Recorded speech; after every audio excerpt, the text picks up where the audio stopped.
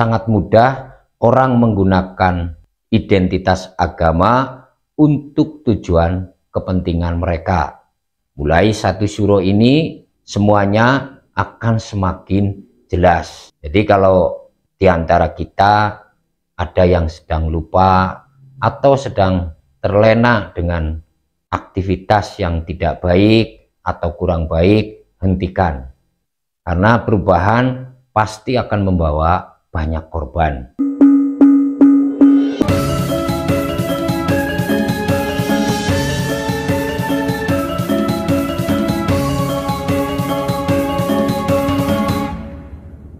Kita akan memasuki 1 Syuro tahun 2025. Khusus buat Sabtu Legi yang menjadi penanggalan 1 Syuro, untuk lebih bersabar, berhati-hati, dan waspada. Disarankan untuk melakukan tirakat. Tirakat yang bisa dilakukan bisa puasa weton, puasa mutih, apit weton, dan puasa-puasa yang lainnya. Silahkan lakukan. Intinya kita berikhtiar agar kita dijauhkan dari hal-hal yang buruk, didekatkan dengan hal-hal yang baik, dan dibukakan pintu rezeki kita, dan diselesaikan masalah-masalah kita. Jadi ini sebagai pengingat khususnya bagi Sabtu Legi. Kemudian setelah 1 Syuro tahun 2025, selain kita sudah masuk pada resesi ekonomi, Nusantara ini juga akan mengalami perubahan besar-besaran. Jadi bagi yang memiliki kepedulian, yang selama ini punya waktu untuk mengamati sekitarnya, sudah paham dengan perkembangan yang terjadi akhir-akhir ini.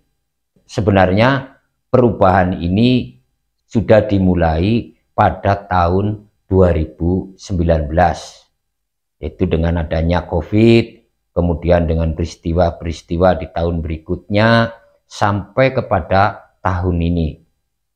Semua peristiwa-peristiwa itu bagian dari proses perubahan. Jadi Nusantara ini akan mengalami perubahan besar-besaran. Siapapun orang-orang yang melakukan kezaliman, kebatilan, yang selama ini bebas melakukan apa saja, saat ini sudah tidak bisa lagi. Karena sudah banyak orang yang mulai tersadarkan bahwa selama ini kita tidak baik-baik saja. Seperti yang kita saksikan, bagaimana ada sekelompok orang punya tujuan politik tertentu, kemudian mereka membuat pergerakan mereka atas nama ulama. Ini adalah bukti bahwa sangat mudah orang menggunakan identitas agama untuk tujuan kepentingan mereka. Dan ini yang terjadi selama berpuluh-puluh tahun. Masyarakat pada umumnya sudah mulai bosan dengan kondisi yang selama ini.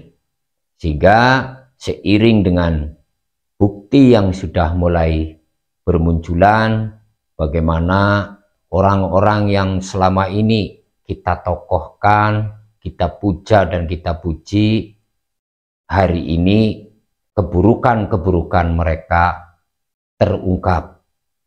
Dan ini semakin membuat banyak orang tersadarkan.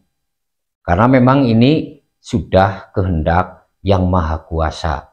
Jadi kalau di antara kita ada yang sedang lupa atau sedang terlena dengan aktivitas yang tidak baik atau kurang baik, hentikan. Karena perubahan pasti akan membawa banyak korban. Perubahan ini tidak hanya akan terjadi di Nusantara ini. Perubahan-perubahan ini akan terjadi di level dunia.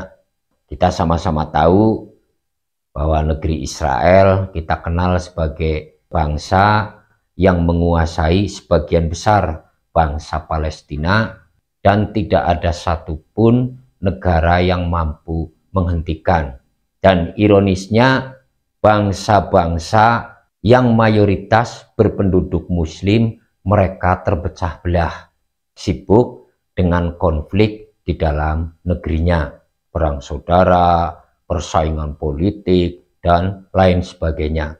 Dan perperangan ini akan semakin meluas, tidak hanya Israel dan Iran, tapi akan melibatkan banyak negara. Ini adalah sebagai tanda bahwa Perang Dunia Ketiga sudah di depan mata. Bisa saja perang antara Iran dan Israel ini adalah tanda-tanda kehancuran Israel. Kehancuran Israel bertanda bahwa hancurnya kezaliman. Terjadinya perang antara Israel dengan Iran jelas akan memberikan pengaruh besar terhadap bangsa-bangsa di seluruh penjuru dunia. Jadi perang Israel dan Iran ini akan semakin menjadi-jadi setelah 1 Syuro tahun 2025 ini. Bahkan resesi ekonomi juga akan semakin terasa. Mungkin bagi sebagian para pemirsa sudah merasakan dampak dari krisis ini. Dan ini akan terjadi cukup lama. Puncak dari semua krisis yang terjadi di Nusantara ini diprediksikan sampai 2027. Kita harus menyiapkan diri, diawali dari kita dan keluarga kita. Kita manfaatkan potensi kita yang ada. Jika hari ini kita bekerja, maka maksimalkanlah kita ketika menjalankan pekerjaan itu. Ketika kita melakukan usaha, silahkan jalankan usaha kita dengan maksimal. Ini saja yang saya sampaikan. Mudah-mudahan ini bermanfaat, bisa menambah wawasan kita bersama. Terima kasih. Salam Rahayu.